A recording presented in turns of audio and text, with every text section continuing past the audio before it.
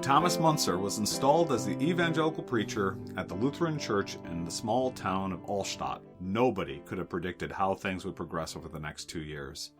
By the time everything was settled, thousands would be dead and wounded in one of the most violent uprisings in Europe. Müntzer wasn't alone. Many people were ready for revolution. There were revolutionaries in the Black Forest, Bavaria, Thuringia, and Swabia.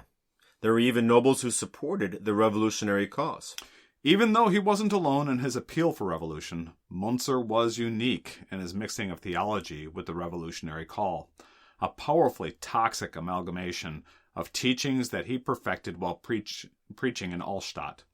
His preaching left the commoners believing they were doing God's work even as they pillaged and murdered those who stood against them. I'm Mike Yeagley.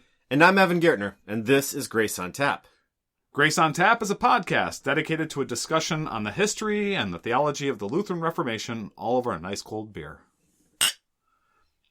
So, in 1522, people were really getting tired of the excesses of the rich and powerful. Revolution was in the air. Compared to love in the air. Love is in the air. There was a revolution in Spain, the revolt of the Comuneros, which was a revolt in Castile against Charles V.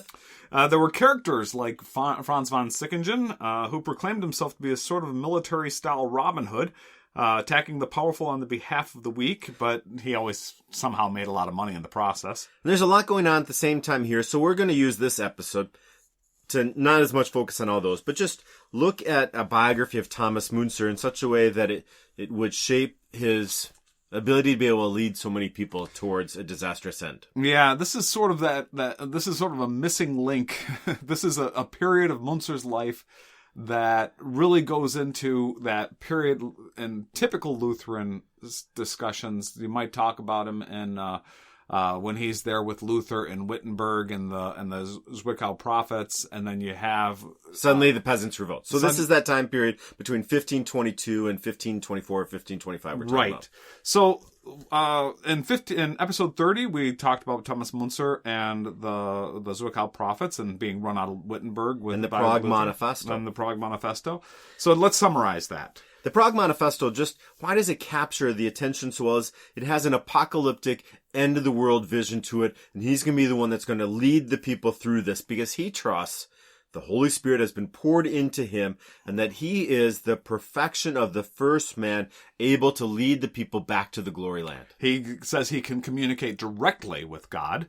He doesn't need a priest or the Bible. Or even the Bible. Right.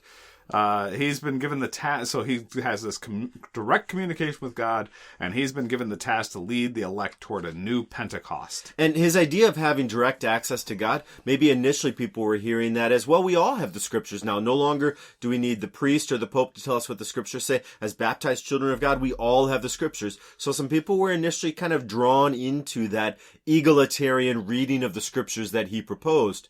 But in fact, it wasn't just about reading the scriptures. He believed he had God directly talking to him. Yeah. And he claims that while he is only the first, all of the elect will soon be able to hear God speak directly once they truly have faith. Right now, they only have the beginnings of faith, but soon they'll truly have faith. Just like him. Yeah. And he says this is a living revelation that's far superior to the revelation in the Bible, which he considers to be just the Bible is dead words that priests throw to believers as bread is thrown to dogs. Now, so Müntzer shows up again in April 1523 in Allstedt. So he had been in Allstedt. He had been driven out of Allstedt. He is in Prague. He's in... No, he was in Zwickau. Zwickau. And then he went to Wittenberg. Oh, no, he was in Zwickau. Then he went to Prague. And then he shows up in Wittenberg. And then... Wasn't Allstedt where he started in the very first place? No. Oh, okay. No. Zwickau was where he started in the first place.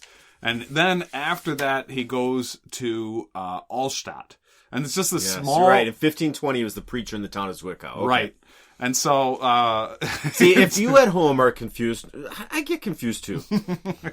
So we've got April 1523. He's in Allstedt, a small village of about 600 people, 120 kilometers, 75 miles southeast of Wittenberg. Now, through the support of the Salmonets family, which is an influential evangelical family, Müntzer's given the position of the preacher at St. John's Church in Allstedt, this little tiny city.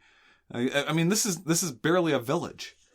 And as the political leader of the region, Frederick the Wise has the right to appoint the preacher at St. John's. Last episode, we were talking about the Swabian articles. The first article was the right for the local community to call their pastor. Well, they didn't have that right, and St. John's did not have that right, but they did anyways. They did it anyways. The city council never did tell Frederick that they were calling Müntzer to be their preacher. They just went and did it. Now, it's unclear what exactly, whether they just ignored him or they forgot, but anyway, he didn't know.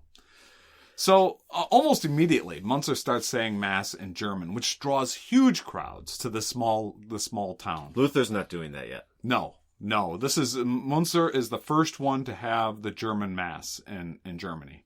Now, people were enthralled not only by the fact that they could understand the worship service in their own language, but Müntzer's apocalyptic teachings. He's talking about the end of the world and the great revelation of how it's going to happen, and how he's going to help the people navigate through this end of the world. So he's got like 2,000 people. There are records that he had 2,000 people traveling back in those days when it was difficult to travel. So the city of every Allstedt Sunday has the small village only has 600 people that live in it, but 2,000 people are coming on Sundays to hear him preach. Right. This is like one of the first mega churches. He's a big deal there in Allstedt. He's the draw into the community. Reminds me of a friend of mine who was called to a church in rural Nebraska, and the average Sunday attendance at this church was larger than the town that the church was in.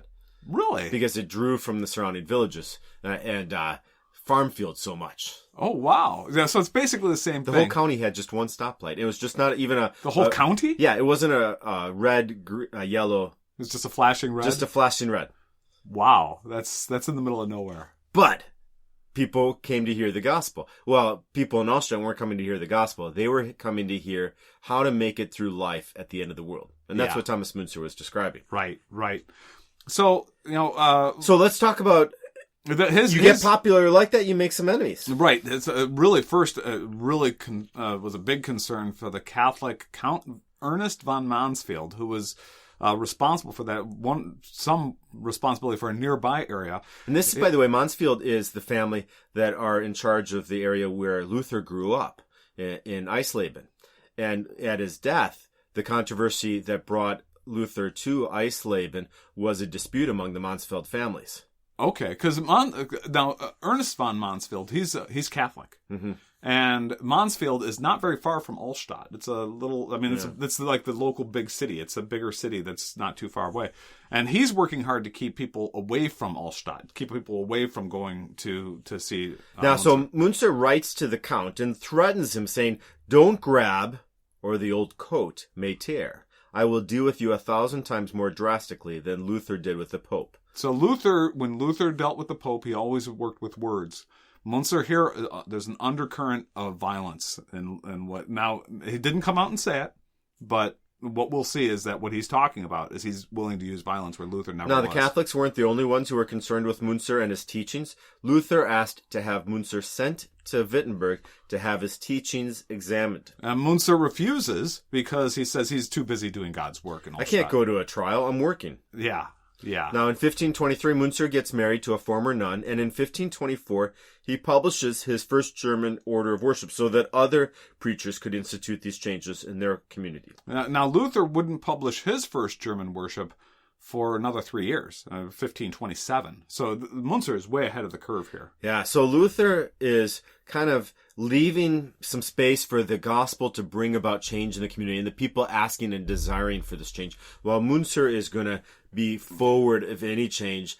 And he's driving it. He's driving it, and he thinks he has the confidence to drive this kind of change regardless of what people are asking for, because he has the direct line from God. So things escalated pretty quickly.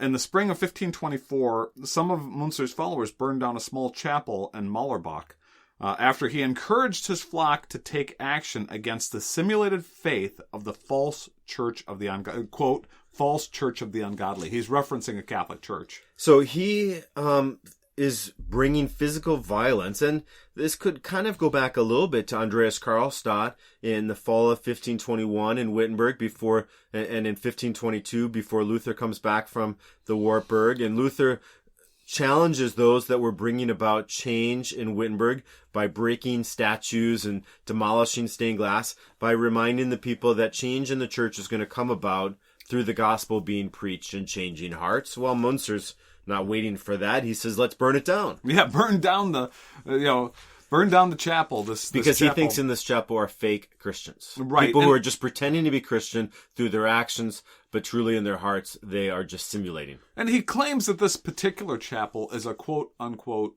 house of idolatry, where the Virgin Mary is being worshipped. And that's because Mary had a reputation for that particular chapel of performing miracles. And so it's like, he's saying, well, let's burn that place down.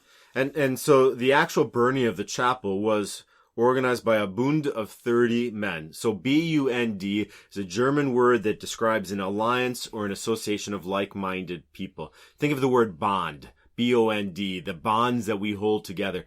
In America, a Bund is known because the German American Bund Society in the 1930s was the German Society for the Nazi Party in America. And it was the gathering of like-minded people that would lead parades. There was even in Madison Square Garden or somewhere in New York City, a gathering of thousands of people celebrating their German heritage and calling for the welcoming of Hitler. Oh, okay. So a Bund is a term that has in it not just, say, a collegium of people, but it has a little bit of a military tone to it as well. A Bund is... you could think of it almost like a militia, maybe. Okay. Yeah, I was trying to understand this Bund, and as I was reading up on it, it was obvious it was not exactly just an association. It wasn't just a simple, I don't know, it's not like the Rotary Club or the Rotary. Yeah, it's not like that. There's something more to this, and I'm glad you gave that little bit of background, because that makes a lot more sense. So they burn down this Bund, burns down this chapel, and the chapel is owned. It's the person who's responsible for it is the abbess, who's the head of the local nunnery. Right, and so she's the legal owner, and she's pretty upset about this. So she goes to Duke John of Saxony to complain. So Duke John is a new character for us. He's going to play a big role going forward. And so we want to introduce a little bit about who Duke John of Saxony is. He is Frederick the Wise's brother. Frederick the Wise is childless. And so Duke John is going to be the one at the death of Frederick the Wise who will be the elector of Saxony. He will be one of 7 people in Europe who have the privilege of electing the Holy Roman Emperor to his office. He is known in history as John the Steadfast because he remained strong and steadfast with the evangelical reforms that his brother Frederick had begun to bring about. He rules Saxony from 1525 to 1532. He develops a Schmalkald League, which is a military alliance of like-minded nobles to provide mutual defense and encouragement for Lutheran nobles. He is also, along with Frederick the Wise, a patrilineal descendant of Elizabeth II, for those of you who have been watching The Crown on TV, or maybe you watched Victoria on PBS recently. So Queen Victoria's husband, Albert, is a descendant of John the Steadfast's 4th son. Okay. Is that Ernest? The Saxe-Coburg line? Okay. And so they're of the House of Wettin, and they're one of the oldest families in Europe. And John of Saxony is the one that this abbess appeals to. And the reason she appeals to him is late 1524, Frederick the Wise is gaining illness. He's getting older. He's really not the actor in Saxony anymore. It's more going to be the work of Duke John. Okay. So Duke John orders the leadership of Allstedt to find and punish the perpetrators within 14 days. So although the electoral commissioner and the town mayor and the town council all agreed to obey the Duke, when the electoral commissioner reported back to the Duke 20 days later, nothing had happened. Part of the commissioner's response to the Duke was a plea to reduce the severity of the punishment. Essentially, we will start to look for them if you make the punishment less. Yeah, and so he goes, and here's why you should reduce it. Here's why you should reduce it. First, nobody was hurt. The citizens are rallying around Müntzer and this group, this Bund, who burned down the chapel. And then the third one was that the commissioner is worried about his life. saying that his life will be at risk if the punishments are too severe. So you already, again, you get a real feel for this is becoming violent. These guys are really threatening. The Duke doesn't change his position, but there's not much that's really done in history about it. The Electoral Commissioner's report to the Duke reports that a member of the town council was arrested in connection to the burning of the chapel, but that's about it. That's about it. Allstedt as a city recognizes that Müntzer is pulling the strings, not the city and not the Duke. So the council, after the councilman gets arrested, the council of Allstedt sends a letter to Duke John claiming that the burning of the chapel was justified. The council complained that they were being unjustly taxed to support a godless ministry like this monastery and convent that the abbess owned. They pleaded with the Duke to no longer defend, quote unquote, the ungodly. And then, the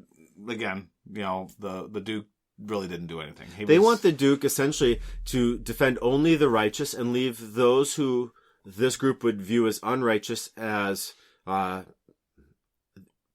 powerless. Yeah. And be able to be destroyed.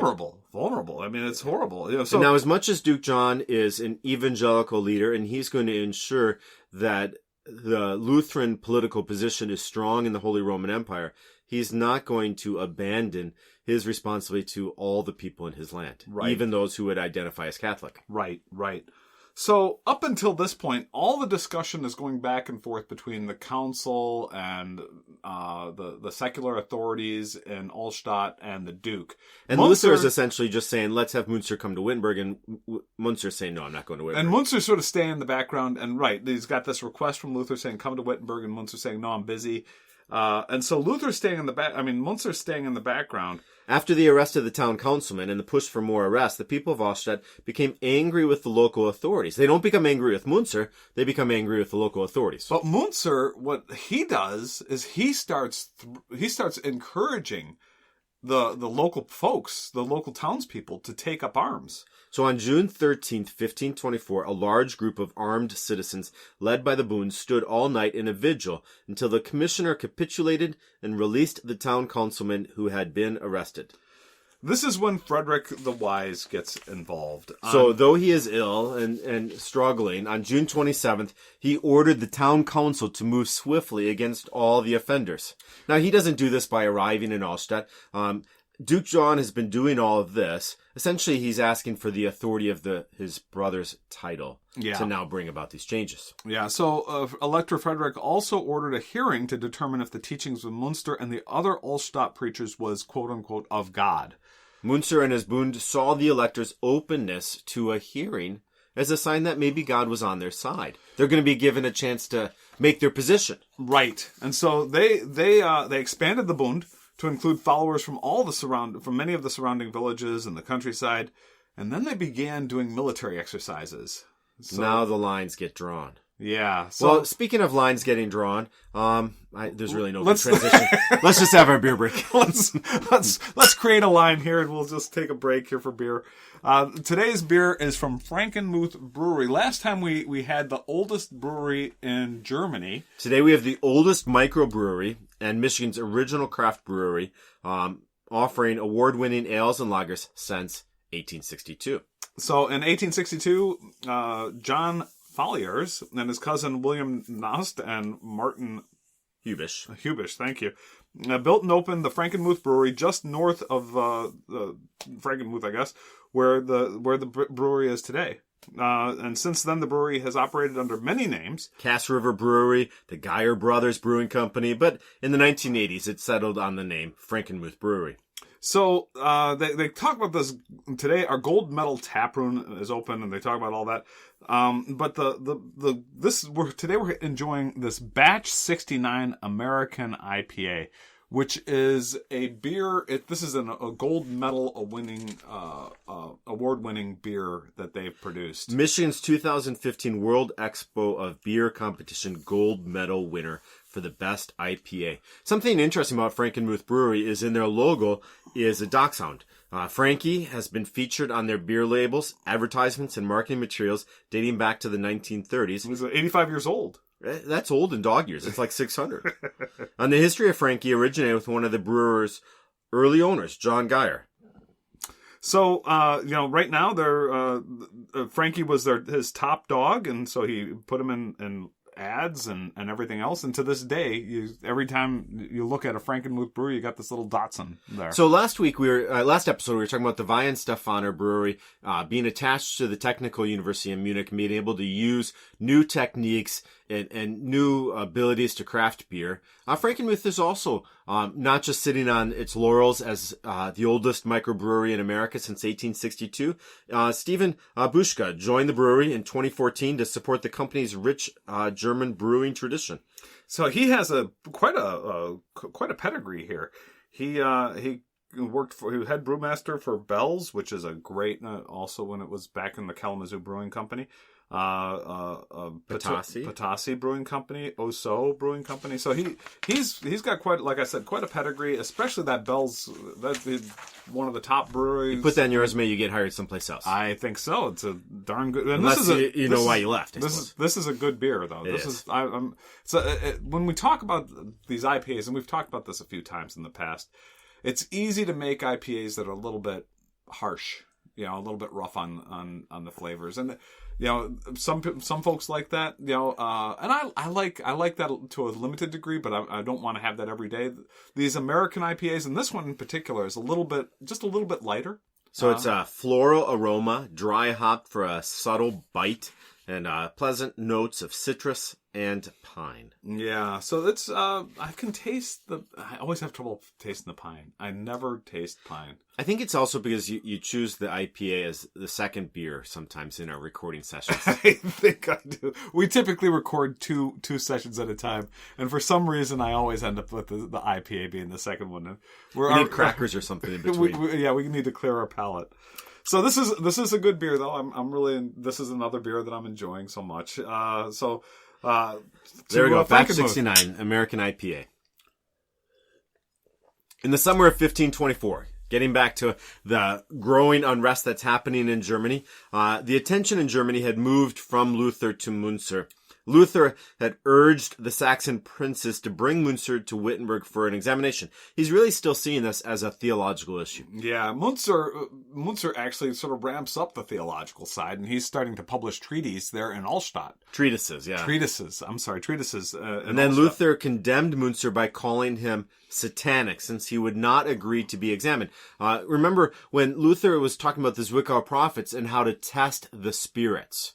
Müntzer essentially is a spirit that resists being tested, so he must be afraid of something. It must be Satan. Yeah. So the dukes, so the Saxon princes, Duke John and his son, decide to see what is going on. So they visit July 13th, 1524. Duke John and his son, the Crown Prince John Frederick, the Magnanimous, it will be later his name. A few others arrived in Allstedt to hear Müntzer's teachings. So Müntzer chose to preach on Daniel chapter 2, where Daniel interprets King Nebuchadnezzar's dream. This is the dream of a statue made of a gold head, a silver chest, a belly and thighs of bronze, legs of iron, and feet made up of a mixture of clay and iron.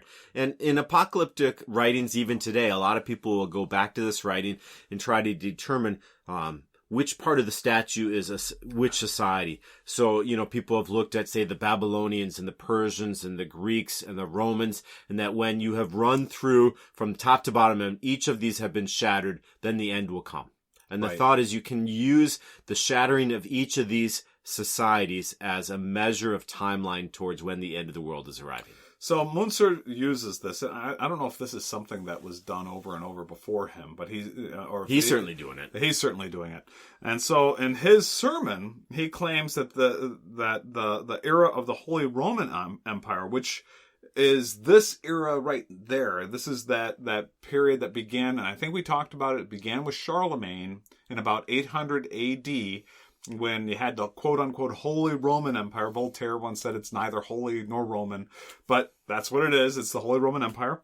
And it's a mixture of both the church and the state, and it's this era. What Müntzer is saying is that the mixture of the church and the state is the mixture of the steel and the clay feet, and that this is the because it's the legs of iron and the feet the mix of clay, iron and clay. So he's saying we're right near the end because you've already been with the gold head, the silver chest, the belly thighs of bronze. They've all gone and they're in the bellies of history. And now we're at that last moment with this clay feet that's a mixture of the church and state that is the Holy Roman Empire. We're at a moment when the world's about to come to an end. This is apocalyptic, end of the world stuff. And Thomas Müntzer is letting the people know that he's speaking for God when he says, therefore, my dearest regents, referring to now Duke John and Crown Prince John Frederick, attain your knowledge directly from the mouth of God. Do not be seduced by your hypocritical priests who restrain you with their false talk about God's goodness and patience.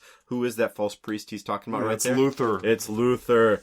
And he's saying, get your knowledge directly from the word of God, from the mouth of God, which is Müntzer. Me, Thomas Müntzer. So he's providing a little dig at Luther, and he's proclaiming himself as the mouth of God, which is really kind of bold. Just kind of. So he goes on to say, the rock torn from the mountain without the use of hands has become large. The poor lay people and peasants have focused on it better than you have. Indeed, God be praised, it has become so large that other lords or neighbors would be driven off by their own people if they wanted to persecute you for defending the gospel. That I know for sure. So the poor have an understanding of the gospel, which has become the mountain. They think the gospel is the mountain that's going to overthrow the current order. And what he's also saying there is Duke John and the Crown Prince should get on board or risk standing against God himself. There's an avalanche coming. Yeah. The rock torn from the mountain without the use of hands has become large. There's an avalanche. And the poor lay people and the peasants, it's time. It's time. So, amazingly, threatening the princes wasn't enough. He didn't stop there. He keeps going. He goes on to declare himself the new Daniel, brought by God to bridge the gap between the faithful peasants and the faithful leadership. So in this role as the new Daniel, he has a new message. First, he's saying that Luther is totally wrong to rely on Romans 13 for the role of government. Now, what that says is Paul in Romans 13 says, let everyone be subject to the governing authorities, for there is no authority except that which God has established. The authorities that exist have been established by God. And the correct reading of Scripture, according to Müntzer, Müntzer would say, is to rely on the words of Christ in Matthew 10:34. Do not suppose that I have come to bring peace to the earth. I did not come to bring peace, but a sword. You know, Mike, as we were preparing for this, I found it interesting that this tension between let everyone be subject to the authorities and Jesus saying, I did not come to bring peace, but a sword, is the same kind of tension that is brought up in the novel The Last Temptation of Christ. Martin Scorsese made it into a movie with William Dafoe. Yeah. But there's this imagery of the temptation of Christ upon the cross is, Christ, you aren't there to be in service to all people by dying here. You've come to be the sword that should come off this cross and now tear down all of society. And this is kind of the challenge always for social justice and change. Does it come about through revolt, or does it come about through the law and maintaining of order, and yet the gospel slowly through the working of the Holy Spirit calling, gathering, enlightening people? This tension that Müntzer is bringing up is brought up then in The Last Temptation of Christ, that controversial movie from about 30 years ago. Yeah, this is fascinating stuff. So then he goes through and he outlines the purpose of the sword. And I'm going to quote Müntzer here. He says, what shall one do with the sword? Nothing else than removing and separating the evil ones who impede the gospel. So the sword is there as an agent of the gospel, not as the agent of law and order. Yeah. So he's saying, he's twisting things so that violence becomes the avalanche of the gospel. Wow. So Müntzer is advocating for a theocracy with himself as the religious leader who will give the direction, and that he is motivating the people by kind of melding together words, an amalgamation of church and state that is led by him. Yeah. So now we don't know, there's no record on how the Duke reacted or how the Crown Prince reacted. But it seems like they wanted Müntzer to be interrogated. And the reason we say that is that right after the Duke left. Okay, so Müntzer gives this great, huge sermon. I'm not going to say great sermon, but he gives this sermon, and the Duke listens to it, and he gets in his carriage, and off he goes. And Müntzer writes a letter that same day, right after the Duke left, and he writes a letter to the Duke, And it sounds like he's addressing a discussion he had with the Duke. There's a part of the phone conversation that we don't get to hear. Right. He says, I shall not shun the light. I want to be interrogated because of the horrible offense against the elect. But I will not agree to be interrogated only in Wittenberg. I want Romans, Turks, heathen involved, for I'm addressing all of the foolish Christendom and totally rebuking it. So Müntzer was never interrogated in Wittenberg. And it sounds sort of like the prince said, listen, you've got these ideas. We understand what you're saying now. It's time for you to be interrogated.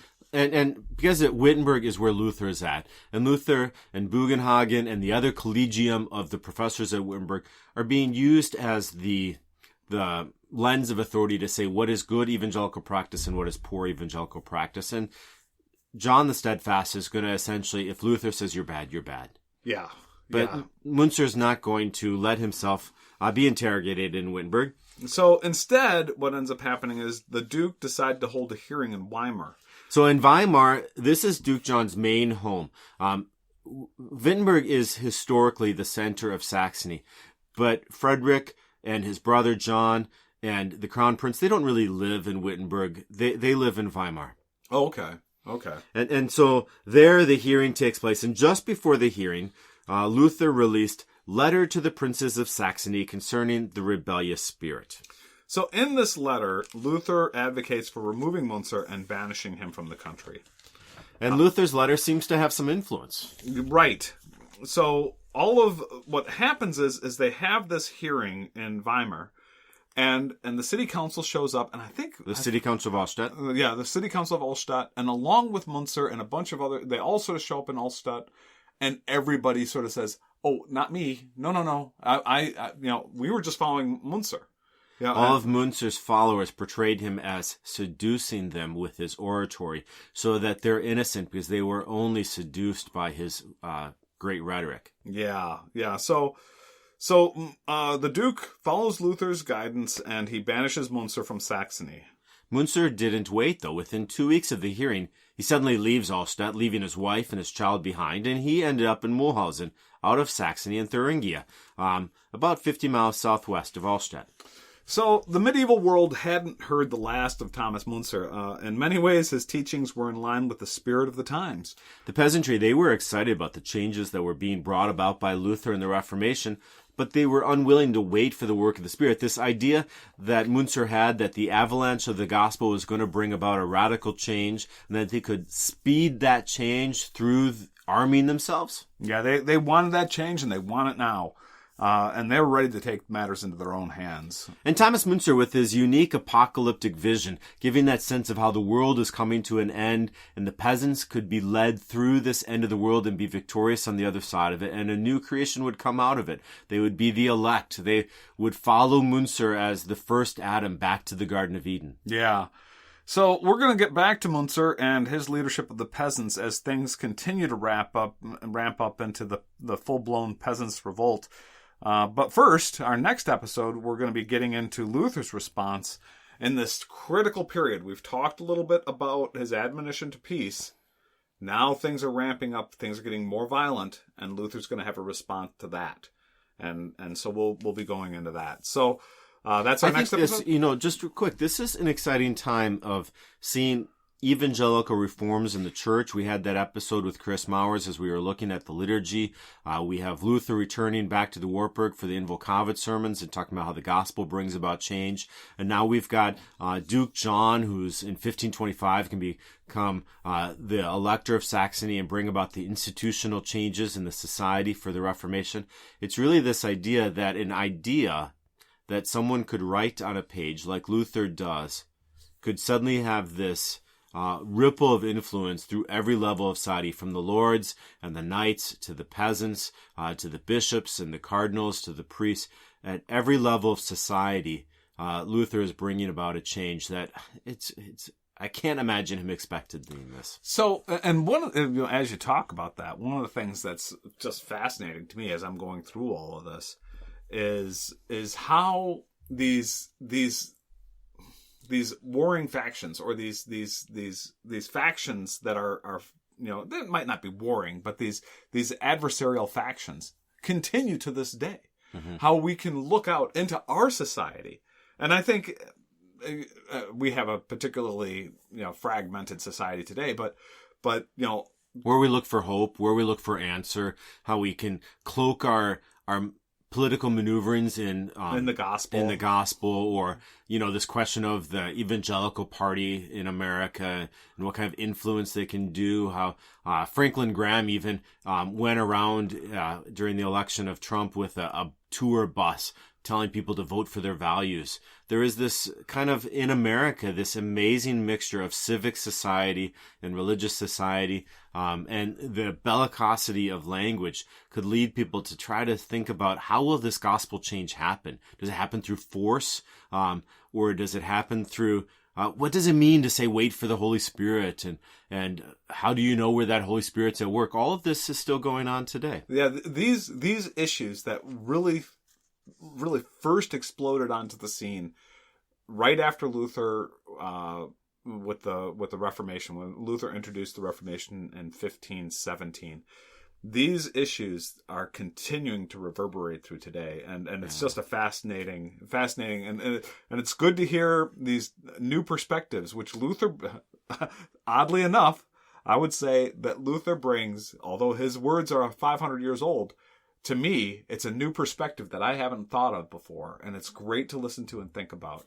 And one of the reasons we're talking about this modern context for what we're talking about from 1524 is you can hear us talking about Thomas Müntzer and his apocalyptic leadership, believing he's leading through people through the end of the world, and kind of discount Thomas Müntzer because you're like, oh, we would never fall to the trap of some sort of apocalyptic leader. But think about any leader that may be around in the world today that would describe your current way of life coming to an end, and the only way to make it through this time and navigate it and preserve your way of life is to follow him.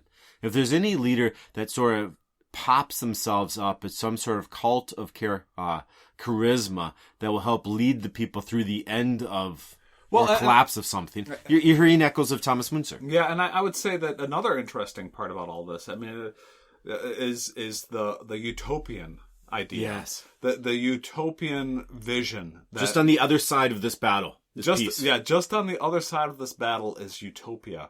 And so, it makes the battle worthwhile. And we see this. So set aside any sort of value because we just got to get through this battle. Yeah.